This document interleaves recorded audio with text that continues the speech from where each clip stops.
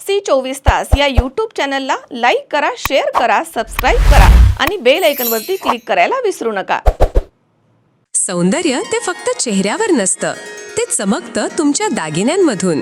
सोने, चांदी, हिरे आणि विश्वासाचं तेजस्वी नाव. ओम मयूर ज्वेलर्स, संगमनेर.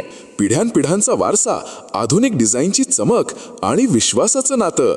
सर्वात कमी भाव, सर्वात कमी मजुरी, सोन्याची शुद्धता बिलावर लिहून देणारे एकमेव दालन आणि 100% हॉलमार्क शुद्धतेची हमी फक्त ओम मयूर ज्वेलर्समध्ये. खास गोल्ड SIP योजना, मजुरीवर तब्बल 100% सूट. लग्न कार्य असो, सण समारंभ असो किंवा खास क्षण, तुमची कहाणी सांगणारे दागिने मिळतील फक्त इथेच. आता सुवर्ण बस्त्यासाठी नाही कुठली धावपळ, कारण संगमनेरमध्येच आहे दागिन्यांचा खजिना, नव्या डिझाईन्ससह विश्वासानं सजलेला. तुमच्या सौंदर्याचा हक्काचा दागिना, शुद्धता पडताळणी मशीन. दागिना घेताना फसवणुकीला नाही जागा, कारण तुमच्या विश्वासाची जबाबदारी घेतली आहे ओम मयूर ज्वेलर्स. ओम मयूर ज्वेलर्स म्हणूनच आजच भेट द्या. ओम मयूर ज्वेलर्स, अशोक चौक, संगमनेर. संपर्क 93712044. ओम मयूर ज्वेलर्स, स्वतंत्र पार्किंग सुविधा. दिल्लीमधील विद्यार्थ्यांवरील कथित लाठीहल्ल्याच्या निषेधार्थ संगमनेरमध्ये काँग्रेस नेते तथा माजी मंत्री बाळासाहेब थोरात यांच्या नेतृत्वाखाली विराट मशाल मोर्चा काढण्यात आलाय. बसस्थानकापासून महात्मा फुले स्मारकापर्यंत निघालेल्या या मोर्चामध्ये हजारो युवक, विद्यार्थी आणि महिला तसेच नागरिक सहभागी झाले होते.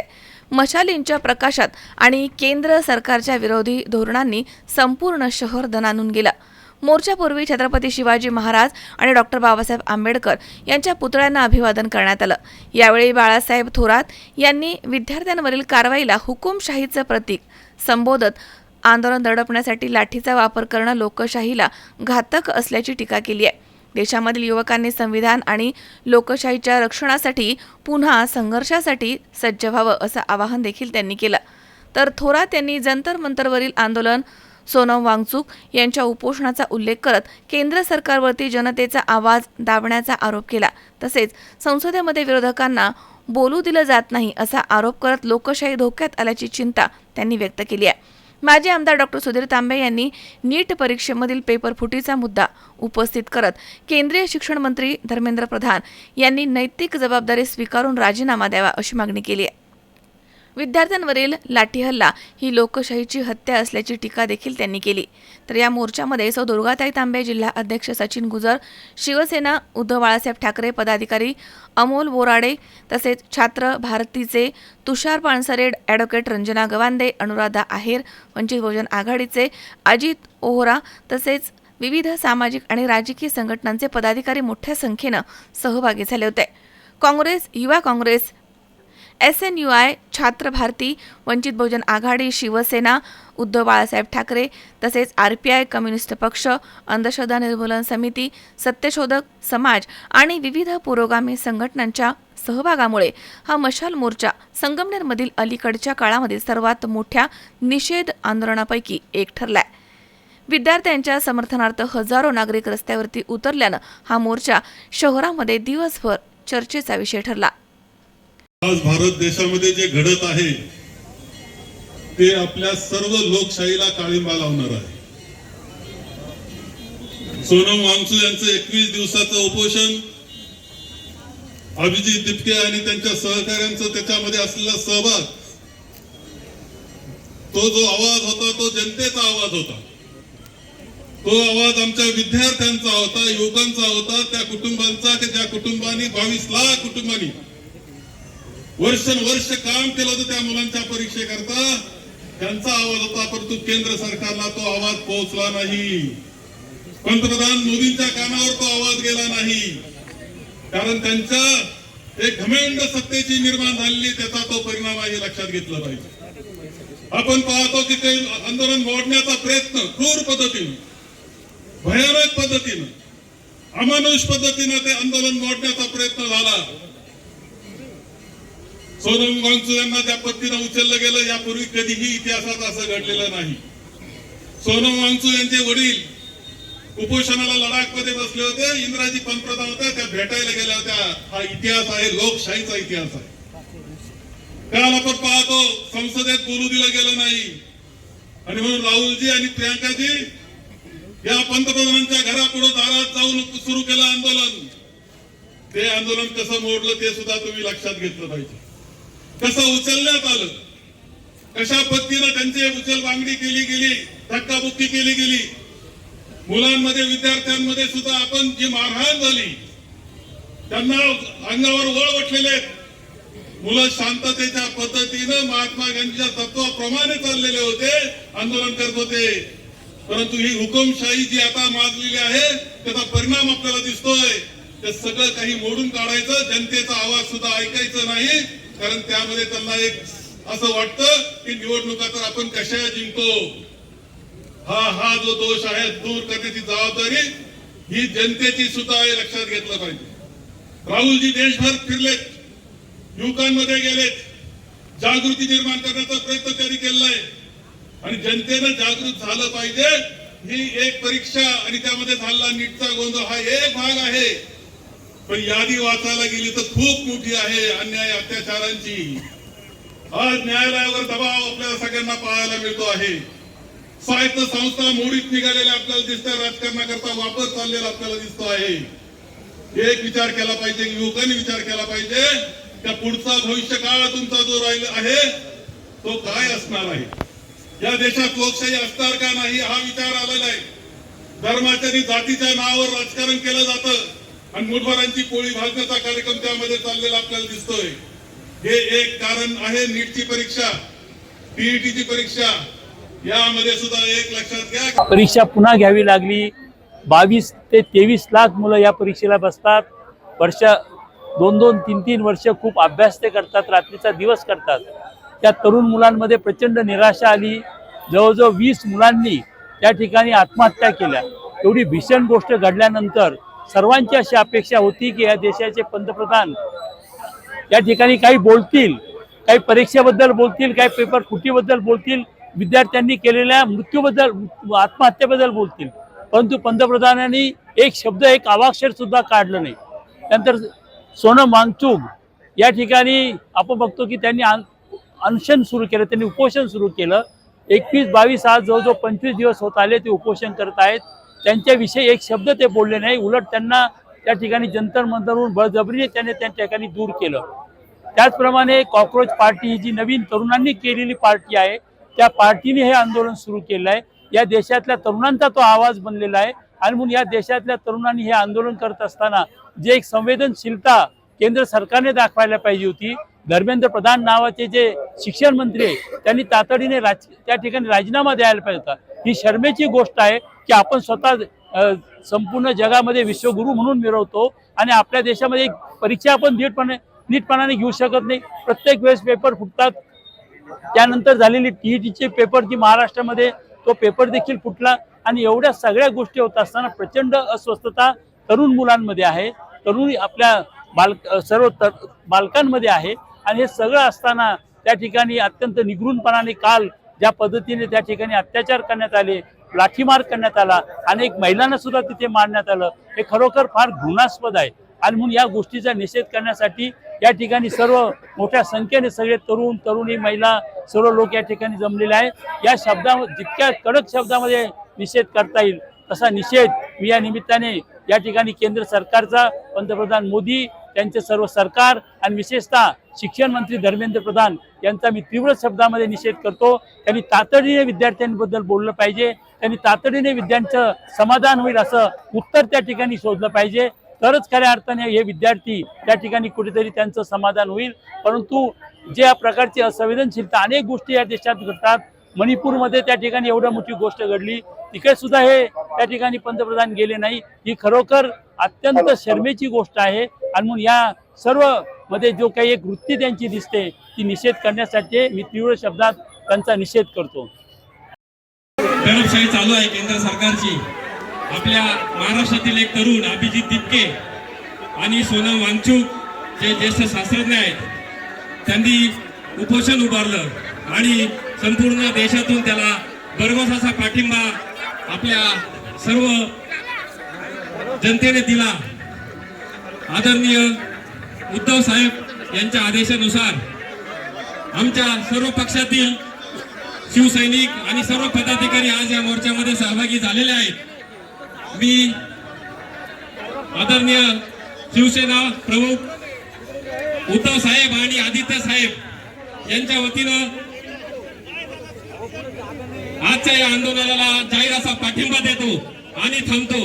आज या ठिकाणी समविचारी सर्व संघटनांच्या माध्यमातून माझा मोर्चा आयोजित केलेला आहे. त्या मोर्चाला वंचित बहुजन आघाडीच्या माध्यमातून पाठिंबा जाहीर करीत आहे. ज्या पद्धतीने या ठिकाणी विद्यार्थ्यांना, पालकांना आणि त्या ठिकाणी उपस्थित असलेल्या सर्व सामाजिक कार्यकर्त्यांना मारहाण झालेली आहे, त्याचा आम्ही सर्व थरातून या ठिकाणी आज आपल्या देशातून नव्हे जगातून निषेध व्यक्त होत आहे.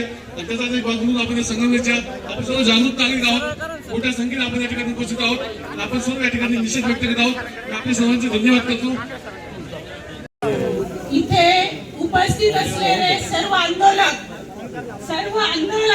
कारण आंदोलक ही या शासनाच्या दृष्टीने शिवी आहे, परंतु आम्ही अभिमानाने सांगतो आम्ही आंदोलक आहोत. इथे उपस्थित सर्व आंदोलक दिल्लीमध्ये जे काय चाललं आहे ते एकीकडे बेटी बचाव बेटी पढाओचा नारा देणारं हे ढोंगी सरकार, मुलींवर विद्यार्थ्यांवर जे अत्याचार चालू आहेत, ज्या पद्धतीने तिथे रक्त शिंपलं जात आहे, मुलींचे कपडे फाडले जात आहेत, त्यांच्या छाताडावर पाय ठेवून पोलीस आणि सरकारचे भाडोत्री गुंड नाचतायत.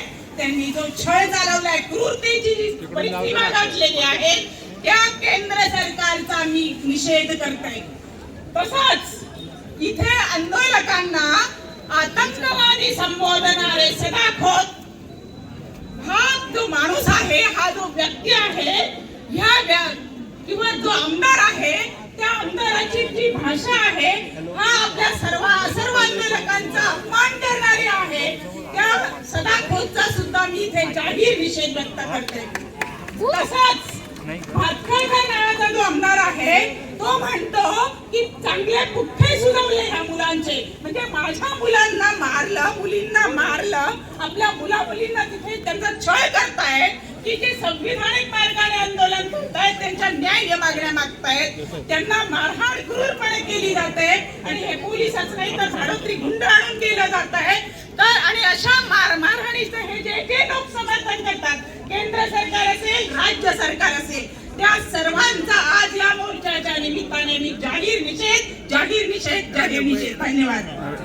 आंदोलन झालं जंतर मंतरवरती ते 2 दिवसापासून, एक तर 20 दिवसापासून तिथं वांगचून याला बसलेले होते आणि त्यानंतर मुलं यायला लागले आणि जेव्हा मुलांना मारहाण झाली त्यानंतर मात्र मुलांची संख्या जास्त वाढलेली आहे. हे मुलं आले कशासाठी तर नीट आणि तत्सम परीक्षा, ज्या काही परीक्षा मुलं देतात. मित्रांनो, एक गोष्ट लक्षात घ्या, आपल्या प्रत्येकाच्या घरात मुलं आहेत आणि मी एक आई म्हणून इथं बोलते. माझ्या सगळ्या महिला प्रतिनिधी इथं ज्या मोर्चामध्ये सामील झालेले त्यांच्या वतीने मी बोलते की आईला माहित असतं आणि बापाला माहित असतं का पोरगं काय काय आणि पोरगी काय काय करते. 4-4 वर्ष ही मुलं कोणाच्या लग्नाला जात नाहीत, कोणत्या कार्यक्रमात जात नाहीत, फंक्शन मध्ये जात नाहीत आणि आई वडील कष्ट करून पोटाला पिळा घालून, हे सगळे मध्यमवर्गीय कुटुंबातली मुलं आहेत. ही सगळी लोक 4-4, 5-5 लाख रुपयाच्या परीक्षेवर खर्च करतात आणि अशा पद्धतीने पेपर फुटी 152 पेपर फुटी झाली आतापर्यंत. आणि आज पंतप्रधानांचं निवेदन आहे का 13 लोकांना पकडलेलं आहे आणि 13 लोक म्हणजे विचार करा, 152 ज्या हे झाल्या परीक्षा फुटल्या, पेपर फुटले, 13 लोकांना. आणि कोण 13 हे अजून सांगितलेलं नाहीये. मुलांना अमानुषपणे मारहाण झालेली आहे. आणि आणखी एक गोष्ट की जे विरोधी पक्षनेते आहेत, LOP राहुल गांधी यांनी सुद्धा मोदींच्या दारावर जाऊन आंदोलन केलं, कारण संसदेत बोलू दिलं नाही. 2 मिनिटात संसद बरखास्त केली गेली, त्यांना बोलू दिलं नाही, खरगेंना बोलू दिलं नाही. म्हणजे मुलांना मारलं जातंय, मुलांना फाडलं जातंय, डोके फोडली जातात, पण विरोधी पक्षनेत्यांना बोलू दिलं जात नाही. आणि त्यांनी जेव्हा प्रोटेस्ट केलं तेव्हा अक्षरशः एखाद्या गुंडांनी उचलावं तसं राहुल गांधींना फटफटात नेलेलं आहे. त्यांच्या नाकातून रक्त आलं, रात्रभर त्यांना आतमध्ये ठेवलं. यावरून ही गोष्ट लक्षात घ्या की हे किती भयानक आहे. एवढंच सांगते आणि ते थांबते. धन्यवाद. लाठीचार्ज करणाऱ्या केंद्र सरकारचा, विद्यार्थ्यांवर लाठीचार्ज करणाऱ्या केंद्र सरकारचा आज या ठिकाणी राज्याचे नेते आदरणीय आमदार बाळासाहेब थोरात साहेब आणि सर्व संगमनेरातील सर्व पक्षांनी या ठिकाणी गेल्या 2 दिवसापूर्वी नीटचा पेपर फुटला म्हणून जे विद्यार्थी दिल्लीला जंतर मंतरवरती आंदोलन करत होते, त्या आंदोलकांच्या मोर्चावरती या केंद्रातल्या सरकारनं बेछूट लाठीमार केला, अश्रुधुराचे नळकांडे फोडले. त्याचा मी जिल्हा काँग्रेस कमिटीच्या वतीनं निषेध करतो. मोदी सरकार आल्यापासून 152 पेपर आतापर्यंत विविध स्पर्धा परीक्षेचे फुटलेले आहेत. गेल्या 12 वर्षात एकाही पेपर फुटीच्या आरोपीला शिक्षा झालेली नाहीये. जवळपास गेल्या या 152 पेपर फुटी झाली. यामध्ये 7.5 कोटी विद्यार्थ्यांना त्या ठिकाणी मनस्ताप आणि त्रास सहन करावा लागलेला आहे. मी त्या लाठीचार्ज मध्ये आमच्या मुलींवरती जो हल्ला झाला, त्यांना मारहाण करण्यात आली, व्यवस्था करण्यात आला, त्याचा निषेध करतो. आणि या केंद्रातल्या मोदी सरकारनं नुसता धर्मेंद्र प्रधान नाही तर देशाचे गृहमंत्री ज्यांच्या ताब्यामध्ये पोलीस दिल्लीचे आहे, त्या अमित शहा यांनी सुद्धा राजीनामा द्यावा अशी या निमित्ताने मागणी करतो. माझे 2 शब्द संपवतो. मुलांनी जे दिल्लीमध्ये नेट घोटाळा पेपर फुटी घोटाळ्यामध्ये त्यांच्या विरोधामध्ये आंदोलन 20-22 दिवसापासून तिथे आमचे मुलं करतायत. आणि त्या आंदोलनाचा एक शब्द देखील या देशाचा मंत्री आणि मोदी असत त्यांच्या जाते. आम्ही सगळ्यांना त्यांना पालक म्हणतो, परंतु हा पालक होण्याचे लायक नाहीये. आमच्या पोरांना त्या दिल्लीमध्ये येऊन त्यांनी मारहाण केलेली आहे. परंतु याद राखा, पंतप्रधान असत तर कोणी असू शकतं. मी सर्वांना सांगू इच्छितो, आतापर्यंत आमचे मुलं तिथे लढत येत होते, आतापर्यंत आमच्या मुलं तिथे लढत येत होते. परंतु आम्ही देखील आता सर्व पालक सज्ज झालो आहोत. दिल्लीच्या दालनात आम्ही धडक घेऊन आम्ही ह्या मोदीचा अमित शहा आणि सर्व सरकारचा राजीनामा झालाच पाहिजे असं आम्ही या सर्वांच्या वतीने करतो. परंतु आपल्या देशामध्ये, आपल्या महाराष्ट्रामध्ये कोणी शेतकरी नेता म्हणून मिरवतो आणि तो शेतकरी नेता काय आवाज येतो काय आवाज येतो काय आपले गेलेले आहेत ते पोरं आपण माध्यमातून सांगू इच्छितो. तू आतापर्यंत एवढा एक शब्द बोलला, परंतु तुला या महाराष्ट्रामध्ये आमचे पालक, आमचे बंधू तुला फिरू देखील देणार नाही. या निमित्ताने मी सांगतो, मी या महाराष्ट्र सरकारचा, या संघटनेच्या वतीने, आपल्या समान चळवळीच्या वतीने मी जाहीर या सरकारचा निषेध करतो. थांबतो. जय हिंद, जय महाराष्ट्र. शावी शेख, सी 24 तास, संगमनेर. सुनबाई, आजही चहा काल सारखाच बनव. अगं, कोणती नवीन चहापत्ती आणली आहेस का?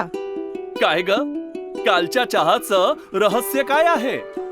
प्रत्येक चांगल्या चहासाठी आवश्यक आहे राजहंस दूध. चहापत्ती तीच, फक्त दूध नवीन. आणि माझ्या चहाला मिळाला सुंदर रंग आणि स्वाद. तुम्ही फक्त दूध बदला. राजहंस दूध आणा आणि असा मस्त चहा बनवा.